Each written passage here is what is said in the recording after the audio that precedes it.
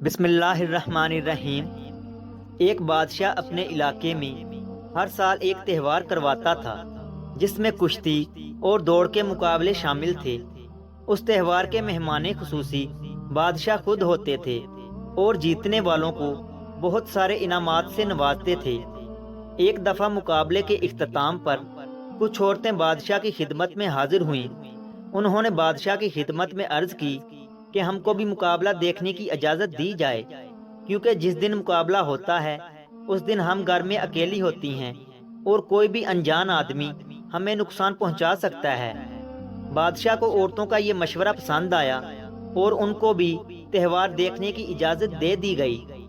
وزیر نے بادشاہ کے اس فیصلے کی مخالفت کی۔ وزیر نے کہا کہ اگر اجنبی عورت اور مرد ایک ہی جگہ جمع ہوتے ہیں تو شر پھیلے گا، تاک جانگ کا سلسلہ جاری ہو جائے گا اور ایسے فسادات کا آغاز ہوگا جو کبھی بھی ختم نہ ہو پائیں گے۔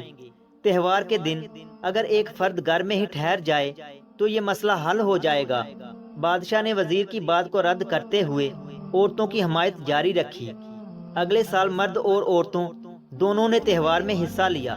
آنکھ سے زنا کا آغاز ہو چکا تھا، تاک جانگ کا سلسلہ بھی جاری تھا۔ بادشاہ نے ایسی چیز کی بنیاد رکھ دی تھی جس کے نتائج سے وہ ناواقف تھا۔ دوسرے سال بھی مرد اور عورتیں مل کر تہوار میں شامل ہوئے۔ اس دفعہ جوڑوں میں ناجائز تعلقات قائم ہو چکے تھے۔ ایک دن تہوار کے دوران بادشاہ نے دیکھا کہ ایک عورت کسی مرد سے چھپ کر مل رہی ہے۔ بادشاہ کے دماغ میں شیطان نے یہ وسوسہ ڈالا کہ عورتوں اور مردوں کو کھل کر ایک دوسرے کے ساتھ ملنے کی اجازت دی جائے۔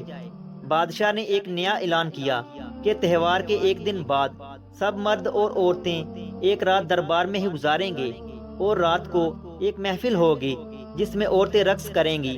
وزیر نے یہ اعلان سن کر بادشاہ کو ایسا کرنے سے روکا اور کہا کہ اس طرح تو یہ سلطنت تباہی کی طرف جائے گی، مگر بادشاہ نے وزیر کی ایک بھی نہ سنی اور دھمکی دی کہ آئندہ اپنے کام سے کام رکھنا، ورنہ میں تجھے وزارت سے ہی خارج کر دوں گا۔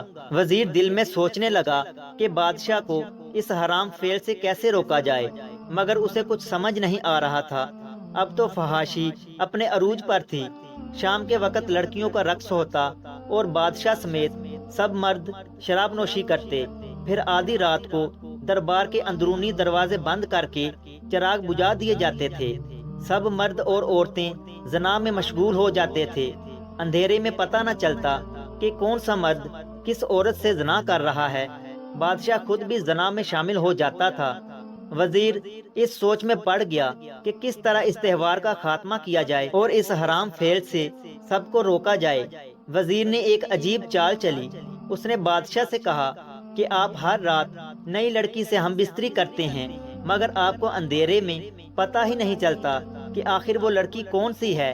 میرے پاس ایک ایسا طریقہ ہے جس سے آپ کو اگلی صبح معلوم ہو جائے گا کہ رات کو کون سی لڑکی آپ کے ساتھ تھی۔ بادشاہ نے بے تابی سے کہا کہ ایسا کون سا طریقہ ہے جس سے مجھے پتہ چل جائے گا کہ میں نے رات کس کے ساتھ گزاری۔ وزیر نے بادشاہ کو ایک گلابی رنگ دیتے ہوئے کہا کہ آپ ہم بستری کرتے وقت اپنے انگوٹھے سے یہ رنگ لڑکی کے ماتھے پر لگا دینا اور ساتھ ہی کینچی سے لڑکی کی چٹیا بھی کاٹ دینا۔ صبح آپ کو معلوم ہو جائے گا کہ رات کس لڑکی کے ساتھ گزاری۔ مگر وزیر نے بادشاہ کو ایسا رنگ دیا جو منہ دھونے سے چلا جاتا تھا، اور ایک زنگ آلودہ کینچی دی جو بالکل ناکارہ تھی اور بال کاٹ نہیں سکتی تھی، جبکہ وزیر نے چالاکی کرتے ہوئے ایک کنیز کو ایک نئی کینچی دی اور مستقل گلابی رنگ کی ڈبیا دی۔ اور وزیر نے کنیز کو تلقین کی کہ بادشاہ کی بیٹی جب نیند کی حالت میں ہو تو تب ہوشیاری سے اس کی چٹیا کاٹ لینا اور ماتھے پر گلابی رنگ لگا دینا۔ وزیر کی یہ چال کامیاب رہی۔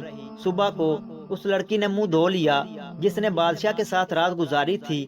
اس کے ماتھے کا نشان غائب ہو چکا تھا اور کینچی خراب ہونے کی وجہ سے اس کی چٹیا نہ کٹی۔ جب بادشاہ نے دیکھا کہ شہزادی کے ماتھے پر گلابی رنگ کا نشان ہے اور شہزادی کی چٹیا بھی کٹی ہوئی ہے تو بادشاہ ملامت زدہ ہو کر رہ گیا، کیونکہ اسے یقین ہو گیا تھا کہ وہ اپنی بیٹی سے زنا کر بیٹھا ہے۔ بادشاہ اس صدمے کو برداشت نہ کر سکا۔ اسے اسی وقت دل کا دورہ پڑا اور وہ مر گیا۔